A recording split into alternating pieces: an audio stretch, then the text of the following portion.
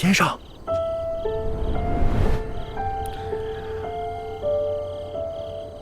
怎么样？宫中人少，折损过半，余下的皆不敢妄动。到底怎么一回事？是那宫仪先生，他假借了您的名义，调动了宫中许多人手，将那玉如意避开层层查验，送入了内务府中。只因宫中之人皆是单线相连，待小人发现之时，已是晚了。果然是他。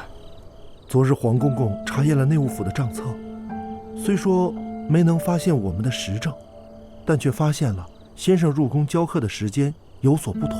小人唯恐先生早只算计，只好冒险在御书房外提醒。没事，你做得很好。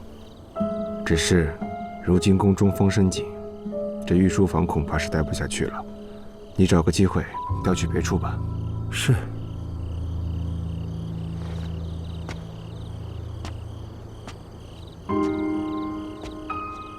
出身高门，却肯委身寒门，雪中送炭，从不落井下石，既不势利，且还重诺。长者，你眼中的瑶溪，怎么看都是极好的姑娘吧？你会答应这门亲事吗？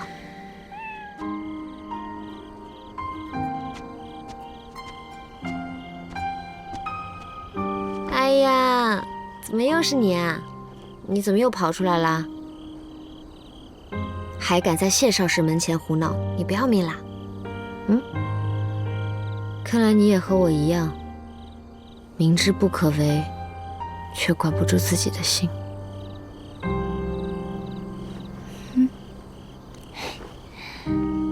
玉如意之事，你们不必再插手，也不用再冒险过来找我了。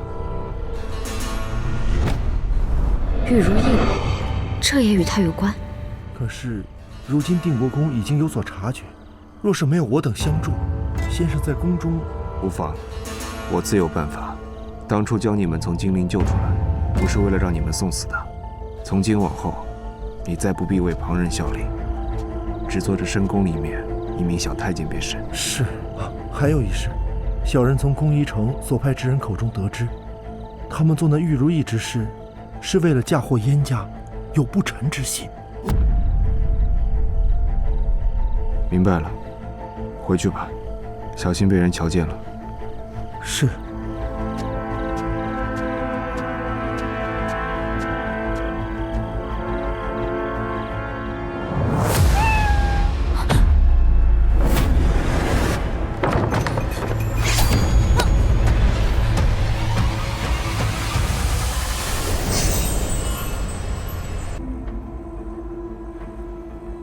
给我一个不杀你的理由。雪宁只是路过，并非故意，也不想打听先生的秘密。只是方才那人说，玉如意是冲着燕家来的。此事不是你该过问的。燕陵的事就是学生的事。先生若不告诉我，我就只好将今夜所见所闻全部告知旁人。宁儿，你是觉得我心太软，太好说话是吗？自你入宫之时，我就警告过你，不要惹我生气。你自恃聪慧，便觉得无你不能，管了一桩周迎之的事，就以为自己可以插手朝堂之政。你自以为很关心燕家，但你根本不知道，你的所作所为，会给燕陵带来多少灾祸。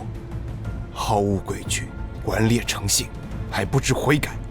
少师大人所言极是。那您呢？方才那人说的什么宫仪城，和您又是什么关系？玉如意之事又有多少与您有关？给燕家招祸的究竟是我，还是你？啊！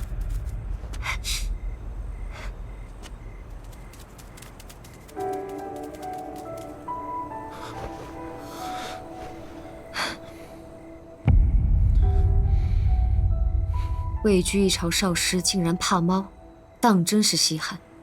想来这也是高高在上的少师大人又一桩秘密吧。我不过一只小小的蝼蚁，却屡次能让您害怕。原来完人也有所畏，原来圣人也有所惧。完人确有所为，圣人却有所惧。然而谢母既不是完人，更不是圣人。江雪宁，你凭着自己有点小聪明，从不肯掩饰锋芒。可你该记着，如果一个人不愿触碰某样东西，未必全是畏惧，也有可能是痛恨、憎恶之极。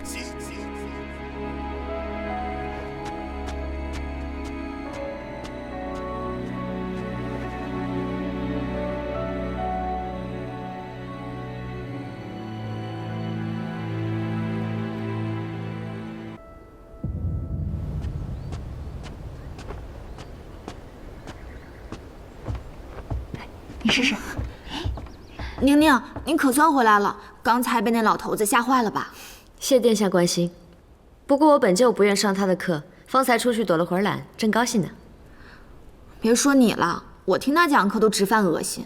殿下也觉着此人不可。从前只闻外头闺阁女儿要学真理之类的，也不曾放心上。今日一听，真是大倒胃口，哪里将女儿家当人看呀？可憎的是，这般上不得台面的东西，还要拿进宫，还要拿到学堂上来讲。不过幸好谢先生除了琴课，还教文课，一会儿总能上他选编的课本了。他可比王炯的迂腐老头更让人头疼。见过先生。见过先生。不必多礼。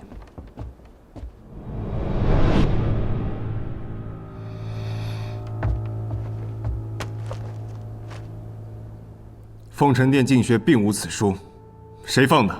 回先生，今日王老夫子说，学生等不知尊卑上下，是以改教真理，并告诫我等，女子应守卑弱。都扔掉！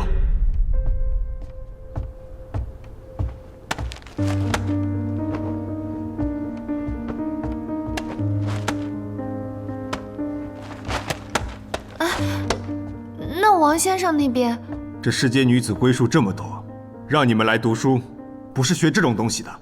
若谁还想学那真理，尽管捡起来，谢母不阻拦。上课。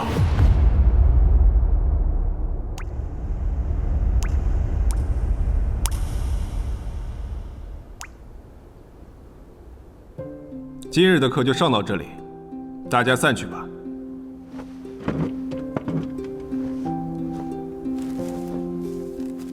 宁儿姑娘，还请留步。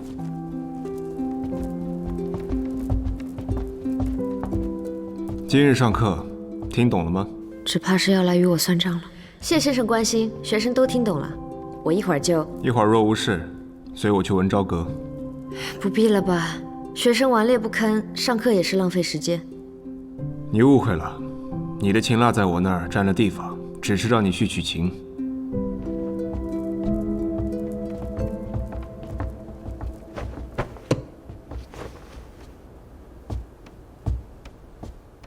有劳先生，告辞。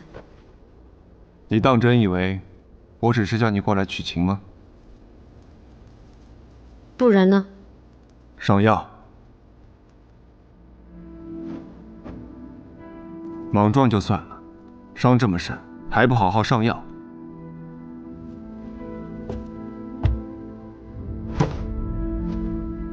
等等，先净手。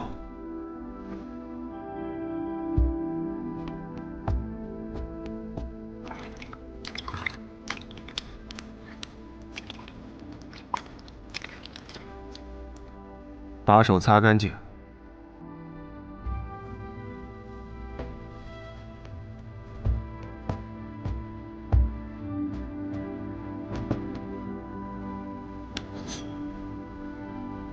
手。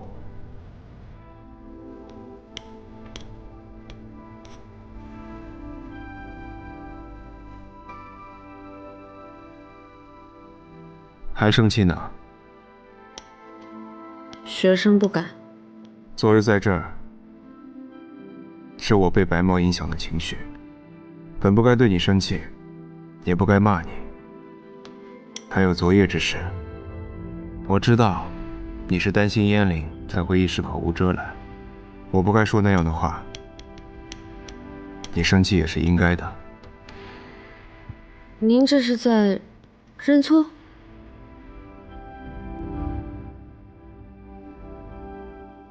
我辅之玉如意之事，是冲着燕家而来，难免情绪不稳，是以迁怒于你。今日叫你过来，就是想告诉你，玉如意之事我会处理，而且燕灵想方设法让你入宫，是想让你学些真才实学。你本是璞玉，若不雕琢，难免可惜。璞玉？您从哪里看出来我是璞玉？当年上京路上，一个稚嫩的少女，入狱劫匪她不怕，奔走山野她不怕，身陷险境难以脱困她也不怕，砸了情割了血，就凭着一腔执拗，拼尽所有力气，救下了我这个病弱书生的命。江雪宁，我见过你以前的样子，正是因为有期待，所以后来才会失望。失望？当年上京之后，我曾去江府拜访，看见已经换上一身锦衣的你，只因一时不快，便打骂一个和你年纪差不多的小丫鬟。姑娘，对不起，我错了。这点事情都做不好，哭哭哭，就知道哭。你再哭，再哭我就把你卖了。你的眼神变得很陌生，甚至让我怀疑，当年上京路上发生的事情，是否真实存在过？再后来，我听闻你越发不懂收敛，胡闹跋扈，那时我想，京中繁华终究是害人的。慢慢的，便把那一点旧日的影子和心性都抹去了。所以，您那时厌恶我？也谈不上是厌恶，更多是可惜吧。有时人难免误入歧途，但如果这时候有一个人可以教你分辨好坏，未必不能重归正路，重拾本心。我是可惜你变了，也可惜没人能好好教你。不过现在看来，你本质未变，善心犹在。虽然性子还是毛毛躁躁，但比前些年好一些了，还算得上是璞玉吧。所以明日可还愿意来我这里学琴？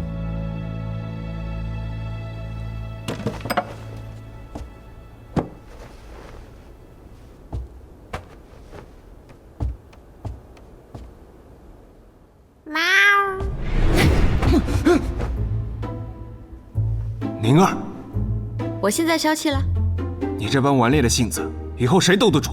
这就不劳先生费心了。以后的事，自有以后再说。下不为例。这个大反贼当起先生来，还挺像那么回事的。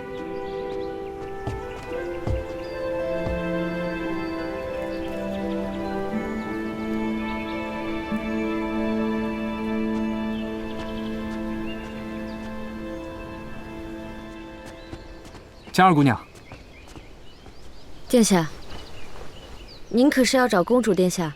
她不是，我是来找你的。江姑娘，虽然我不知道你跟叶灵发生了什么，但她最近真的很不对劲。从前她是最疏朗不羁的性子，可眼下却是郁郁寡欢。我问她，她也不告诉我，所以我只能来问问你。这世上很多事，却难与人说。若殿下方便，雪宁想请您带句话给燕灵。您只管对她说：“疾风知劲草，云开见月明。”有些事，只要守得住，就一定会有转机。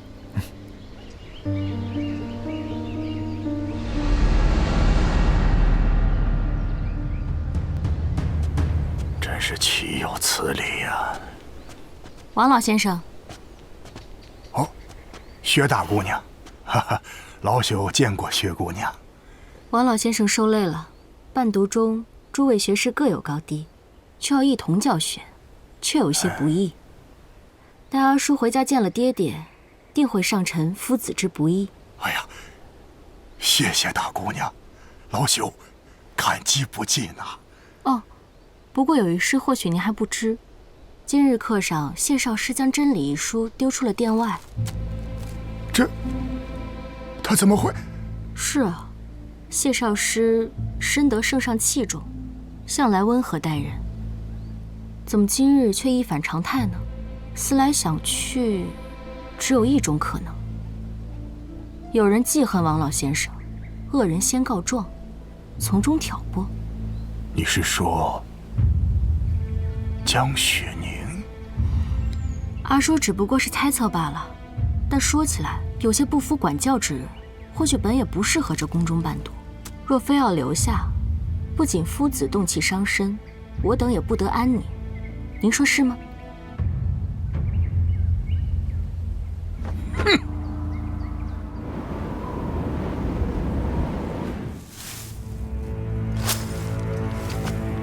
全没了，怎么会这样？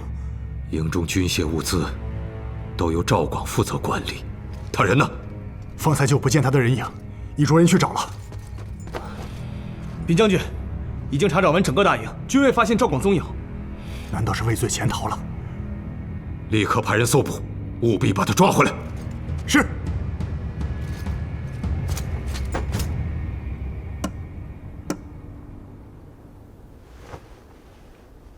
江雪宁，你今日身体可感觉舒适了一些？你本是璞玉，若不雕琢，难免可惜。昨日是学生冒犯了，还请先生不吝赐教。算你还有自知之明。那既如此，你就把老夫昨日所讲的那篇真理背诵给大家听听吧。怎么还提真理啊？书都没了，而且昨天也没说背诵啊。旁人背不出来，情有可原。可是这位江姑娘自诩才高八斗，学识过人，连老夫的课都不愿意听，想必是早已倒背如流了吧？回先生，学生并不能背诵。先是赵夫子的课上，你说看不懂书文，接着又是老夫的课，你不愿意听。3天2头顶撞夫子，老夫还以为你是恃才傲物，难免有些狂悖，却不想连这么一篇区区小文都背不上来。原来你是腹中空空的蠢材呀！先生这话也太过分了吧！宁宁她不是……殿下，所谓伴读是要陪您读书，学文识礼。想当年老夫教导先皇读书时，先皇尚且尊师重道，从不违背老夫之所言。难道殿下连先皇之力都要违背吗？你，殿下，不必再为我争执了。学生甘愿领罚。好，那今日老夫就要替翰林院的夫子们好好教训教训你这狂悖之徒，日后如有再犯，定当重罚。王九这个老匹夫，分明就是找茬儿，还拿先皇来压我，简直欺人太甚！本公主一定要讨。殿下，你轻一点。我从前在家也没少挨打，这点小伤算不了什么。在家是在家，在这儿你就是我的人。不行，我现在就去找母后，把这个王九赶出宫去。哎，